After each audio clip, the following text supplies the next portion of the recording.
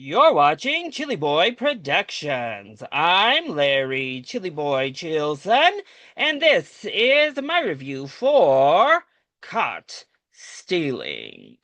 Now, before we get into this review, make sure to go ahead and click that subscribe button down below so that you can chill with me on each and every one of my latest videos. Pot Stealing is a 2025 crime thriller directed by Darren Aronofsky. When his punk rock neighbor asks him to take care of his cat for a few days while he goes back to London, New York City bartender Hank finds himself caught up in the middle of a motley crew of various gangsters who all want a piece of him. The film stars Austin Butler, Zoe Kravitz, Regina Hall, Matt Smith, Liv Shriver, Vincent D'Onofrio, and Bad Bunny. Now, I was really excited to see Caught Stealing. It has an all-star amazing cast, and those trailers were a blast. Now, Darren Aronofsky is a hit-or-miss director. Every now and then I love one of his films, and then he'll release something that really just does not resonate with me at all. So it's always a crapshoot. But I jumped at the chance to see this at the special early screening at AMC.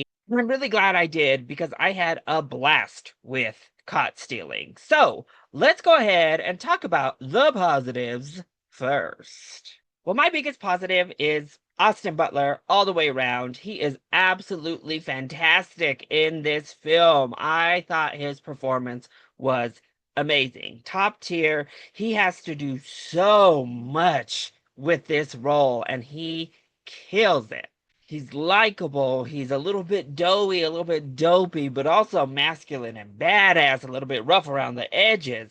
There's this underlying sadness, depression, and guilt that he portrays so well in his performance. I thought Austin Butler was great. And that body also looked great, and Darren Aronofsky wasn't afraid to show it. He agreed with me, and so did the costume department, who, by the way, is probably going to be my favorite costuming of 2025 when it comes to Austin Butler in those little gray boxer briefs. Now, for as scantily clad as he was, we even get a scene where he doesn't have anything on, yet we see nothing. Why couldn't I get a little booty shot?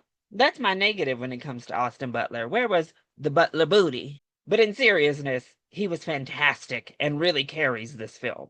And he has a pretty fantastic supporting crew that lift him up here. Zoe Kravitz is great, and I thought she and Butler had fantastic chemistry together. Regina Hall, top tier, as she always is. And Matt Smith is in his era of just having a blast on camera, and this was so fun to watch. I will say I wish we got more Bad Bunny, specifically. He didn't really get much time to shine, which was a bit sad. But him, D'Onofrio, and Schreiber did what they could with the limited screen time they were given. And this is easily the most straightforward, entertaining film that Darren Aronofsky has ever produced, and he's good at it. So why not give us a little bit more of this? The editing is slick. It moves at a really nice pace. It's stylistic. It looks good. The action set pieces are a blast. The dramatic heft moments are really great.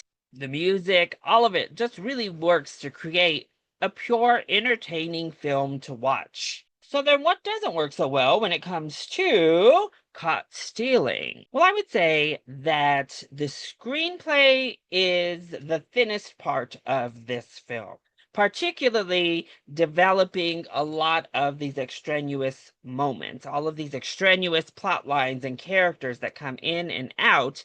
They don't get a lot of development. We don't really care about any of them, to be honest. And honestly, weaving it all together into a web feels a little bit convoluted. And it doesn't feel fully original, if I'd say. I'd say it honestly actually doesn't really feel like an Aronofsky film, even in the stylistic look. It feels more in line with, I don't know, more of an Edgar Wright style of feel. So if you're a fan of Aronofsky as a director, I wonder if this is going to resonate with you, because it doesn't have his usual headiness, even mixed into this new genre. We deal with grief and we deal with self-identity and loathing throughout the film, but that's about as deep as we get. And usually Aronofsky has a lot more jumbling around in the messaging. And this one feels a little bit slight in that arena. But overall, I didn't really need it to go down the Aronofsky heady route. I had fun with the film just as it was. It's entertaining, it's sleek, it's stylish,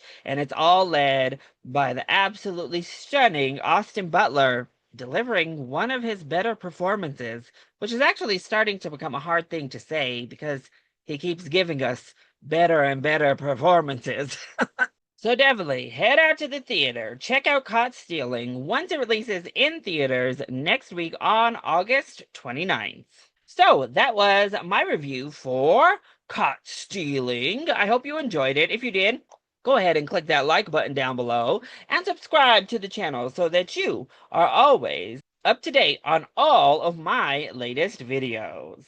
Also, joining on the discussion, are you hyped to see Caught Stealing, or did you also check it out at this special early access? Let me know all of your thoughts either in that comment section down below, or you can hit me up on Twitter or Blue Sky.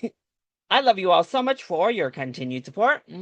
Thank you for watching, and we'll see you next time. Bye.